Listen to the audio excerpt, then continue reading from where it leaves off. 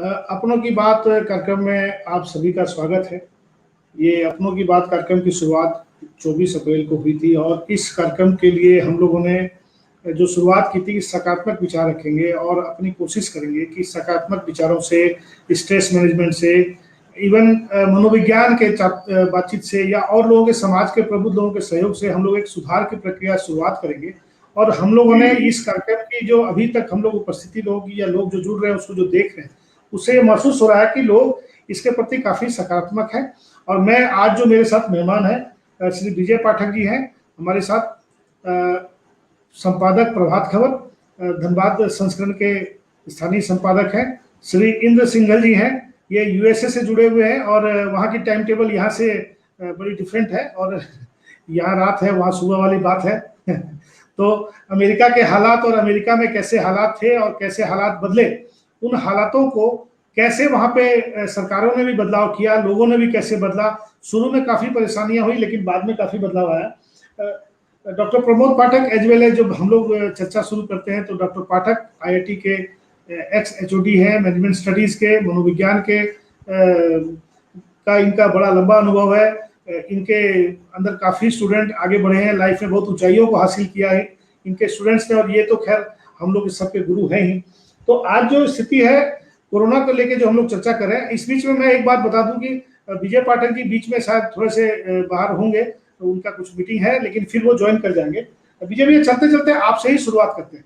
अभी जो हालात हम लोग के यहाँ हैं, हम लोग जिन हालातों से गुजर रहे हैं उसमें आप क्या कहेंगे? चूंकि देखिए आप लोग भी कोरोना वॉरियर हैं, कोरोना वॉरियर की स्थिति आपके साथ है रिपोर्टिंग लेवल से लेकर के, चाहे वो अस्पतालों की रिपोर्टिंग हो, चाहे फील्ड की रिपोर्टिंग हो। ना तो लड़ाइयाँ रुकी है, ना झगड़े रुके हैं, ना एक्सीडेंट रुका है, और बीमारी अपनी जगह महामारी का जो रूप ले ली है वो तो ले ही रखी है। हत्याओं का दौर भी जारी है, चाहे वो यहाँ हो रहा हो या कहीं और हो रहा हो, कहीं कुछ रुका नहीं है, घटनाएं हो रही हैं और रिपोर्टिंग के ऊपर में बहुत दबाव है। आपको बहुत सारी रिपोर्टिंग के लिए वर्क फ्रॉम होम का कल्चर लग गया है और बहुत सारे मामलों में फील्ड में जाना पड़ता है, लोगों को आपस में मीटिंग्स करनी पड़ती है। आप उसमें किस तरह से बताएंगे लोगों को क्या हालात है और क्या करने की जरूरत है और कैसे बदलाव है? जी राजीव जी, हालात तो वाकई गंभीर हैं, जैसा इंद्र जी ने भी बताया, और मैं प्रमोद जी को भी लगातार सुनता रहा हूँ, आपको भी सुनता रहता हूँ, आपसे भी डिस्कशन होता रहता है। हालात वाकई बहुत गंभीर हैं। और पर अब जो एक बड़ी चुनौती और खासकर मीडिया के सामने आई है वो है कैसे अब थोड़ी पॉजिटिव चीजें लोगों के सामने रखें। पॉजिटिव चीजें इन द सेंस, मैं कल ही एक कोविड पॉजिटिव से बात कर रहा था, तो मैंने कहा जो अब फुर्सत में क्या कर रहे हो? उन्होंने कहा जो मैं कुछ नहीं, सिर्फ छत पे ही टहलता हूँ, घूमता हूँ। मैंने कहा टीवी देखो, अखबार पढ़ो। बोले बिल्कुल नहीं, ना मैं टीवी देखता ना अखबार पढ़ता, क्योंकि इससे डिप्रेशन की स्थिति हो जाती है। जितनी खबरें आ रही है, जिस तरह की खबरें आ रही है, जिस तरह की कैजुअलिटी की सूचनाएं मिलती हैं, जो माहौल बताया जा रहा है, वाकई उससे डिप्रेशन की स्थिति है। हुआ ये है कि जो ये कोरोना का इफेक्ट आया अमेरिका में, शुरू में हालात बहुत गंभीर हो गए और उनके जो आंकड़े थे उनसे पूरे विश्व में लगा कि स्थिति बहुत गंभीर हो गई है। लेकिन वर्तमान में जो हिंदुस्तान के जो डाटा आ रहे हैं वो डाटा काफ़ी चिंताजनक है। अमेरिका के हालात फेज 1 में कैसे थे, फेज 2 में कैसे हुए और कैसे वहाँ बदलाव आया, आप चूंकि वहाँ पर हैं और वो पूरी स्थितियों को गंभीरता से देख रहे हैं, और चूंकि आप योग भी लोगों को, योग के माध्यम से भी लोगों को अपने आप इम्यूनिटी को डेवलप करने के लिए, इम्यूनिटी को बेहतर करने के लिए लगातार लोगों को प्रशिक्षण दे रहे हैं, लगातार लोगों को जानकारियां दे रहे हैं। आप सबसे पहले तो ये बताएं कि जो अमेरिका के जो हालात हैं या हालात थे शुरू के समय, उसके और अब के समय में जो बदलाव आया है वो कैसे आया है और वहां के लोगों ने अपने अंदर में किन चीजों को आत्मसात किया? नमस्ते, आपसे यहाँ मिलकर बहुत बहुत खुशी हुई, आपने मुझे बुलाया। अमेरिका के हाल जो है जैसे भारत में थे करीब करीब वैसा ही लगता था यहाँ। हर जगह जहाँ जिधर देखें उधर कोरोना बढ़ रहा है, लेकिन यहाँ जो है सिविल डिसोबीडियंस और लीडरशिप की कमी के चलते ये सब ज़्यादा बढ़ा। और शुरुआत ऐसी थी कि लोग सीरियसली नहीं ले रहे थे, कि ये जो है गंभीर मामला है, इसके इसके लिए जो है हमें अपना बर्ताव बदलना पड़ेगा, कुछ फ्रीडम्स जो है छोड़ने पड़ेंगे।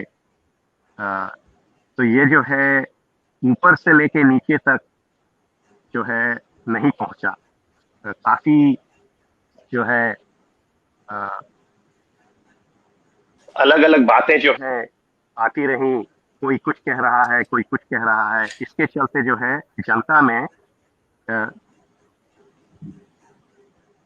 जी क्या बोलते हैं कि एक जैसा व्यवहार जो है आगे नहीं बढ़ पाया। इसके चलते जो है कहीं पॉलिटिकल रैलीज हो रही हैं, कहीं जो है लोग रेस्टोरेंट में जाते रह रहे हैं, उसके चलते जो है कोरोना बढ़ने लगा। और जो है यहाँ भी जो है हमारे अस्पताल जो है पूरे भर गए थे, पीपीई की कमी हो गई थी। ऑक्सीजन की कमी यहाँ तो नहीं सुनने में आई, लेकिन मास्कों की कमी हो गई।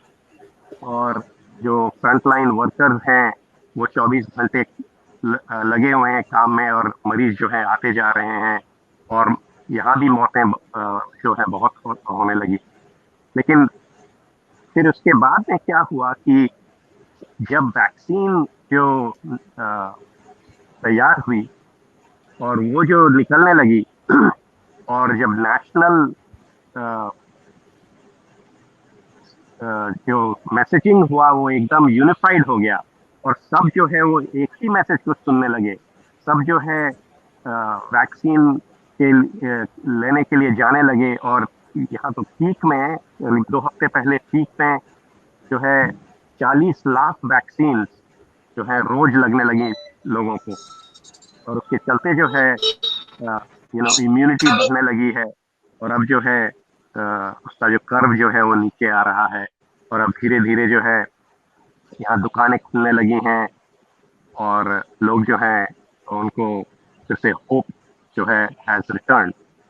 हिंदुस्तान में एक बात आ रही है कि भी दूसरी लहर चल रही है, तीसरी लहर का भी अंदेशा व्यक्त हो रहा है। और आज तो पता चला कि एक नया स्ट्रेन आया है, आंध्र प्रदेश का स्ट्रेन है N440K।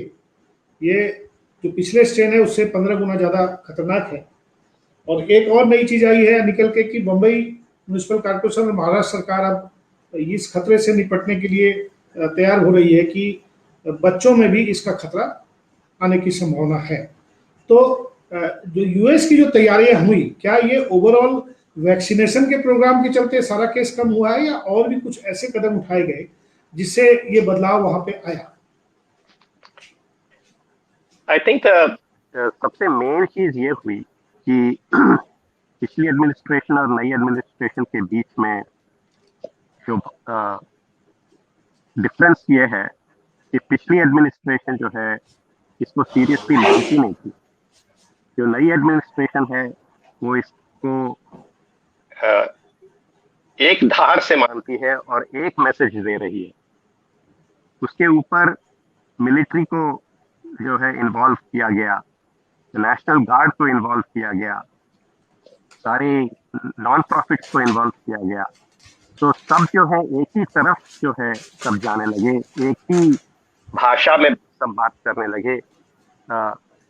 सबको मास्क पहनने के लिए कहा गया तो सब मानने लगे कि हाँ मास्क पहनना चाहिए। जो लीडर लोग थे वो भी मास्क पहन रहे थे। पुराना एडमिनिस्ट्रेशन जो है लीडर लोग मास्क नहीं पहनते थे, जो टीवी पे जो आते थे बिना मास्क के आते थे, तो इससे जो है जनता को लगता था कि मास्क पहनने की जरूरत नहीं है। तो जो व्यवहार जो पूरे देश का एक तरफ से बदलने लगा, उससे भी काफी जो है फर्क पड़ा है, उससे भी काफी कंट्रोल में आया है। तो मैसेजिंग और एजुकेशन बहुत इंपॉर्टेंट चीज होती है। तो इसमें जो है सबसे इम्पोर्टेंट चीज, सबसे इम्पोर्टेंट नहीं, सभी इम्पोर्टेंट है, लेकिन प्राणायाम जो होता है जिसमें आप अपने श्वास के ऊपर कंट्रोल करते हैं और उसे समझने की कोशिश करते हैं, वो जो है बहुत ही ज़्यादा इम्पोर्टेंट है। और प्राणायाम की जो है सीक्वेंस एक हमने लगा रखी है, जो हम हर क्लास के पहले जो है उसको करने की कोशिश करते हैं। जी। तो इसमें जो है सीक्वेंस क्या है कि पहले तो कपालभाति, फिर जो है हम एक त्रिबंधा करते हैं, जिससे 3 बंध जो है एक साथ करते हैं, और फिर फास्टर कपालभाति करते हैं, फिर भस्त्रिका। तो मैं जो है इसकी एसेंशियल चीज बताऊंगा। आई स्विच इनटू इंग्लिश ताकि जो है I be able to speak more freely. मेरी हिंदी जो है जरा जंग लग गई है इसमें, खास करके जो इम्पोर्टेंट चीज बातें करनी पड़ती है उसमें बहुत ज्यादा सोचना पड़ता है, क्योंकि मेरी नहीं, हम लोग वोकैबुलरी जो हम है कुछ बर्बाद हम हो लोग गई है। हम लोग समझ लेंगे। तो the important thing is to make sure that your mind is equally involved with the process of doing yoga, as instead of just doing the yoga for the action's sake. So in Kapalbhati, just the process, you know, you first take your hand and make it into Adi Mudra. So you take your thumb, fold it over, put your fingers in front, and now you place your fist, both your fists in front of your navel, and you keep your back straight, chin parallel to the ground, and then you close your eyes, and then you do slow Kapalbhati. In slow Kapalbhati, we typically do just 1 breath per second, and none of your shoulder or your rest of the body should move. Only your belly button goes in towards the spine, and you use your diaphragm to push out all the air in one big jerk, and then breathe in slowly. Kapalbhati is done something like this.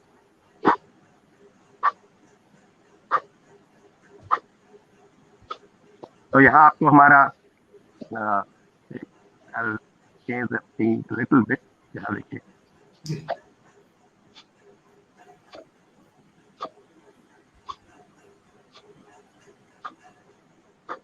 अब देख रहे हैं कि इसमें पूरा बदन जो है नहीं हिलता है, सिर्फ डायफ्राम हिलता है, और जो है आप एक झटके से हवा बाहर निकाल सकते हैं और धीरे से you breathe back in. First you do this slowly for about 50 or 60 strokes. Starting में 50-60 स्ट्रोक्स न करें, just do about 5 or 10 strokes to see how you feel. But if you keep your eyes closed and you observe your air coming out, and then you observe the air going in, so that you have a full involvement with the motion. तो जब आप कपालभाति धीरे करेंगे, उसके बाद में जब आप शांत हो जाएंगे, तब you should observe your breath, and you will see that Kapalbhati has caused oxygenation. जब oxygenation बढ़ जाता है, तो बदन को ऑक्सीजन की जरूरत कम हो जाती है. उसके चलते you will notice that your breath is slower, lower frequency, it is shallow also. This is sort of like the body only takes what it needs. It does not take more. So Kapalbhati is a very good way to oxygenate yourself and raise your oxygen percentage very high. And especially in COVID times, it is exceptionally valuable to be able to do this on periodic basis. If you do once in the morning and once in the evening, you will develop a certain level of immunity. The thing is, लोग सोचते हैं कि you can start doing this today and tomorrow onwards you'll become immune. This is a continuous practice. It has to become a part of life. So that is the part that is a little disappointing, that it is not a quick fix. It runs जो है, you cannot expect results with one day of practice. It has to be a part of life. फिर इसके बाद में जो है, you do the same. Once you have oxygenated yourself, then what we do is you take a combination of bandhas, and this is to return the balance in the oxygen level. तो वैसे तो हम लोग त्रिबंधा करते हैं. त्रिबंधा में जलंधर बंधा, उद्यान बंधा और मूल बंधा, all done simultaneously. But this can be pretty complex. तो उसके चलते इसको simplify करने के लिए you can do only 2 bandhas at a time. So the purpose of the bandhas, doing these bandhas right after Kapalbhati, is that you are now bringing back the oxygen level to normal because you have increased the oxygen level during Kapalbhati. So I'll show you the process of doing these 2 bandhas. So bandha involves Jalandhar bandha. You first exhale completely, and then you get your chin to your chest and get a chin lock, so that you lock the air out. In this case, it is out. You can do Jalandhar bandha with air in also, but we do it out in this particular instance. और उसके साथ में you do मूल bandha, where you pull up your pelvic floor and hold. जो है, and do these 2 simultaneously. Now, if you want to do all 3, then you can do Udyan Bandha also. Udyan Bandha, you are basically pulling your belly button all the way to the spine when your air is outside the lung, and then you pull your belly button up. And so all your organs moves into the lung cavity, and you pull up the pelvic floor together also. So all these 3 can be done together, but when you're starting, you can start just 1 at a time, then 2 at a time, and then you do all 3. Jalandhar bandha is the most simple. Take the air out, get a chin lock, and the important part is only stay for as long as you are comfortable. There is no reason to run out of breath. You basically unlock your chin and then slowly begin to inhale. So, and then after that, your oxygen level will become normal again. तो इसमें जो है, it is important to observe your breath right after Kapalbhati. You wait for a few moments, maybe about 15-20 seconds, and उसमें आंख बंद करके you appreciate the superoxygenation that you have just received. You will notice very distinctly that your breath is shallow. You will notice also that the frequency of your breathing has completely come down because you are superoxygenated. फिर उसके बाद में जब आप बंधा करेंगे और बंधा के बाद में जब आप वापस आएंगे, then again you should close your eyes and once again observe your breath. And then you will notice that the frequency has gone back to what you are used to. It has become more normal. The depth of breathing is also gone up. Because what has happened during your bandha, you have consumed the excess oxygen without taking in more oxygen. So this is very, very interesting. After you practice for a while, when you notice these things, it is so exciting to notice that, अरे देखो हाँ जैसा बोला था वैसा ही हो रहा है. अभी जो वर्तमान हालात हैं, विजय भैया, आप इन वर्तमान हालातों को कैसे देख रहे हैं और आपका इसके बारे में क्या सोचना है कि क्या और कदम लेने की आवश्यकता है? आप तो पूरी जानकारी दे ही रहे हैं, साथ साथ लोगों को, आम लोगों को जो रोज बात आ रही है कि फिजिकल डिस्टेंसिंग बनाइए, भीड़ भाड़ में मत जाइए, मास्क पहनिए और सैनिटाइजर का उपयोग करिए, बाहर से जब घर आइए तो अपने आप को सैनिटाइज करिए, अपने आप को किसी भी तरीके से लोगों से बचाइए. इसके अतिरिक्त आप ऐसे कौन से और सुझाव देना चाहते हैं अपने पत्रकार, हम लोग के पत्रकार बंधुओं को, हमारे आम जनों को, कि ये और कदम कुछ उठाएं जिससे कि हम लोग इस कोरोना काल में बचे रह सके और वैक्सीनेशन के बारे में भी थोड़ा सा बोलें. जी बिल्कुल राजीव जी, सही आपने कहा. मुझे लगता है एक काम जो हम लोगों को बड़े पैमाने पर करनी चाहिए वो है अपने डॉक्टरों के साथ मिलकर अवेयरनेस फैलाने का काम. ठीक है, सो 2 गज की दूरी और सैनिटाइजर का उपयोग करिए, हाथ धोते रहिए, वो सारी बातें सब ठीक है. और अभी जो आप देखेंगे और आप खुद फील करते होंगे, बड़े पैमाने पर लोग जाते हैं सीधे और बोलते हैं पहले मेरा एचआरसीटी करा दीजिए. कब एचआरसीटी करानी चाहिए, किन परिस्थितियों में एचआरसीटी करानी चाहिए, कोविड जांच कैसे कराना चाहिए, क्या लक्षण हो तब कोविड जांच कराएं. ये सारी चीजें जो हैं ये बड़े पैमाने पर लोगों को जागरूक करने की जरूरत है। आप जानते हैं एक सीटी स्कैन कराइए तो उसका रेडिएशन कितने एक्सरे के बराबर होता है, ये आप सब जानते हैं। कल डॉक्टर भूषण जुड़े थे भैया जी इसमें, तो कल उन्होंने 2-3 बड़ी अच्छी बातें बताई। जैसे वो जो हैंडल कर रहे हैं 300 बेड के जो हम लोग का पीएमसीएच का सेंटर है उसको हैंडल कर रहे हैं, बोले 100 कर्मी यहाँ काम कर रहे हैं और कभी कभी ये पता चलता है 1 या 2 व्यक्ति को कोरोना हो रहा है।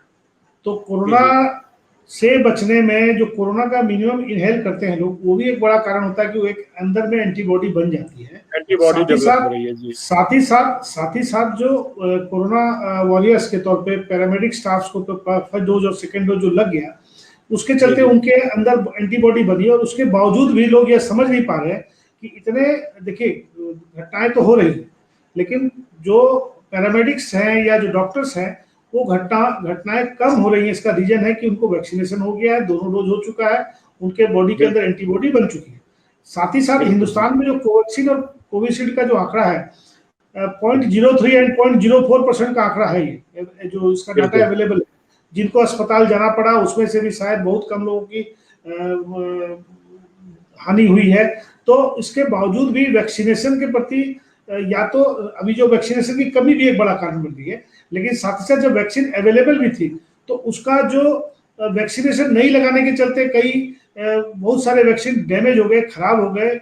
और जैसे मान लीजिए 20-22 लोग लगाए तो वो 8 का जो वायल खुल गया सो खराब हो गया। तो ऐसी बहुत सारी स्थितियां बनी हैं, हर क्षेत्र में बनी है।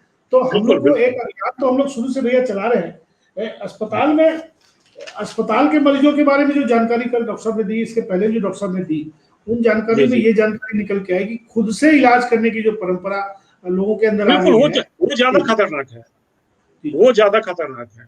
मैं देखता हूँ थोड़ा बहुत सरकारों को भी मैंने देखा, अखबारों में विज्ञापन छपा जो अगर कोविड के लक्षण हो तो ये कोरोना का प्रोटोकॉल है, ये दवाइयों का प्रोटोकॉल है, ये दवाइयों का प्रोटोकॉल तुरंत शुरू कर दीजिए। इग्नोर करते नहीं, ये वायरल है, उसके बाद कहेंगे ये टाइफाइड है, और जब ऑक्सीजन लेवल नीचे गिर जाएगा तब पता चलेगा जो नहीं ये तो कोविड का लक्षण है, अब जल्दी हॉस्पिटल में भर्ती कराइए। और तब तक हॉस्पिटल्स की स्थिति क्या है आप जानते हैं बेहतर। मुझे लगता है ये सब चीजों को दूर किया जा सकता है अभी भी, कैसे जागरूकता फैलाकर। जी डॉक्टर पाठक आप जुड़े हुए हैं, जो हम लोग चीज़ों को देख रहे हैं, आप चूंकि पहले दिन से जुड़े हुए हैं और आप इन चीज़ को महसूस कर रहे हैं कि जब भी ये बात आती है कि हॉस्पिटल मैनेजमेंट के पार्ट पे या हॉस्पिटल में जो मैनेजमेंट हो रहा है, चाहे वो सरकारी हो चाहे गैर सरकारी हो, उसको आप किस तरह से देख रहे हैं? चूंकि हम लोग लगातार ये देख रहे हैं जब डॉक्टर्स के साथ चर्चा कर रहे हैं या समाज के अन्य क्षेत्रों में लोगों से जब बातचीत कर रहे हैं, तो कहीं ना कहीं क्या आपको लगता है कि ये जो मैनेजमेंट का पार्ट है, इसमें कौन सा पार्ट किसको हैंडल करना चाहिए, ये एक बड़ा विषय बनता जा रहा है पूरे देश में। लगभग वो विषय धनबाद में भी होगा, वो विषय पूरे देश में है कि इसको मैनेज कौन करे, इसको मेंटेन कौन करे और इसको आगे लेके कौन चले। जी डॉक्टर पाठक। हॉस्पिटल में मैनेजमेंट की जरूरत है, ये धारणा ही बहुत पॉपुलर नहीं है। हमारे यहाँ अस्पताल का मतलब इंटरवेंशन, हमारे यहाँ अस्पताल का मतलब दवाई, हमारे यहाँ अस्पताल का मतलब ये टेस्ट और जांच। जब तक ये नहीं होता लगता है कि इलाज नहीं हुआ। तो नॉन इंटरवेंशन से बहुत ज्यादा बीमारियां ठीक होती हैं। और हॉस्पिटल के साथ दूसरी दिक्कत क्या है कि हॉस्पिटल में बहुत प्रेशर में लोग ऑपरेट कर रहे हैं। और हमारे डॉक्टर ने बहुत सी जानकारी दी, हमारे जो इंदिरा जी ने कहा, इस तरह तो हम तब 3-4 तरह से ध्यान कर रहे हैं और वो हमको लगता है हम लोग अपने अभियान में काफी हद तक सफल रहेंगे। 100% आप लोग जुड़े, इसके लिए आप लोग को बहुत बहुत धन्यवाद। नमस्कार। हम लोग कल फिर हम लोग 8 बजे मिलेंगे कुछ नए मेहमानों के साथ और कुछ नई चर्चा।